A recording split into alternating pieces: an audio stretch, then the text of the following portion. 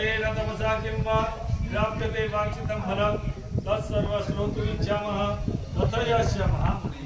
सत्यनारायण भगवानની કથાના પ્રથમ અધ્યાયના પહેલા શ્લોકમાં લખેલું છે, એક સમયે સોનક નામના ઋષિમુનિ અને બીજા ઘણા ઋષિઓ ભેગા મળી અને આવા જંગલની અંદર એક વૃક્ષની છાયા નીચે બેઠા હતા.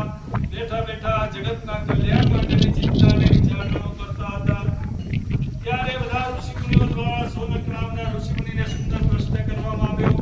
હે ઋષિઓમાં શ્રેષ્ઠ એવા સોનક નામના ઋષિમુનિ, અમે બધા તમારી પાસે જાણવા માંગીએ છીએ કે પહેલાના સમયમાં મનુષ્યએ પોતાના કલ્યાણ માટે કયા પ્રકારના વ્રત કર્યા, કયા પ્રકારના તપ કર્યા અને કયા પ્રકારના જપ કર્યા, જેથી આ મનુષ્ય લોકનું કલ્યાણ થયું.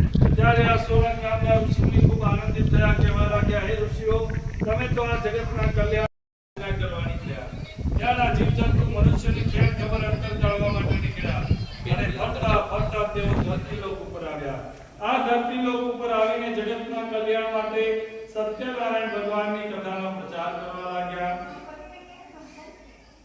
નારાયણ નારાયણ નારાયણ કરતા કરતા તેઓ ધરતીલોક ઉપર આવી ભ્રમણ કરવા લાગ્યા. ધરતીલોકના જીવો ખૂબ દુઃખી હતા.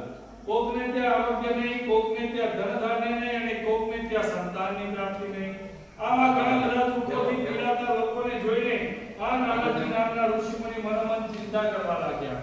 પોતાના ઈષ્ટ દેવતા નારાયણને પ્રાર્થના કરે કે હે પ્રભુ નારાયણ દેવતા, તમારા પાલન પોષણ થતા જગતમાં લોકો આટલા બધા દુઃખી શા માટે છે? આ સર્વેના દુઃખી થવાનું શું કારણ છે? આ પ્રશ્નનો જવાબ મેળવવા માટે નારદજી નામના ઋષિમુનિ તો નારાયણ નારાયણ કરતા કરતા વિષ્ણુ લોક તરફ ચાલવા લાગ્યા. વિષ્ણુ લોકમાં જેને જોયું કે આ ક્ષીર સાગર આવેલો, જે સાગર